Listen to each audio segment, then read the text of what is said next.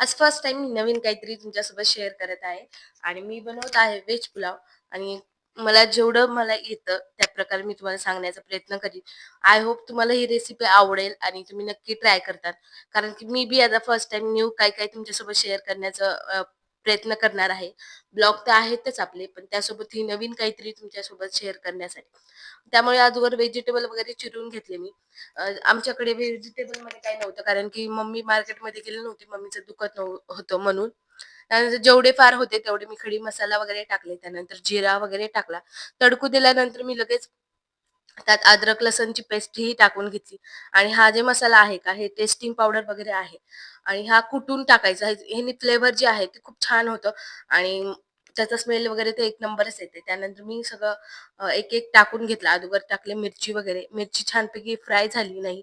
मग त्यात कांदा वगैरे टाकला. माझ्याकडे सध्या अवेलेबल फक्त कांदा आणि पत्ताकोबी होती. त्यामुळे तीच टाकली मी. तुम्ही असेल तर टमाटर, बटाटा वगैरे सगळं टाकू शकतात. माझ्याकडे नव्हतं म्हणून मी हीच रेसिपी शूट केली आणि फूड कलर.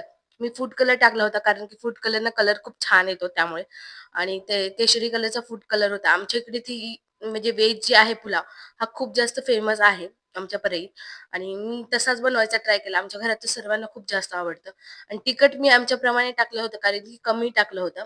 जास्त नव्हतं टाकलं कारण की खडी मसाला वगैरे असल्यामुळे मी म्हणजे टेस्टिंग पावडर हे असल्यामुळे मसाला थोडासा कमी वापरला होता.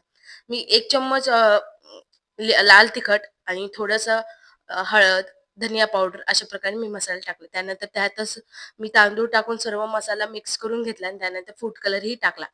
फूड कलर मी थोडाच टाकला, जास्त नाही टाकला. फूड कलर टाकल्यानंतर मी मीठ जे आहे ते कमी प्रमाणात टाकलं. कारण की फूड कलरनं काय होतं, ते फूड कलरमध्ये ऑलरेडी मीठ वगैरे असतं. त्यामुळे आपण मीठ थोडंसं कमीच टाकायचं कारण की नाहीतर खिचडी खरट होते ना, त्यामुळे पुलाव आपला. त्यानंतर मग सगळ्यापैकी झाल्यानंतर अशा प्रकारे दिसत होता. कमेंट्समध्ये मला नक्की सांगा माझी रेसिपी कशी वाटली.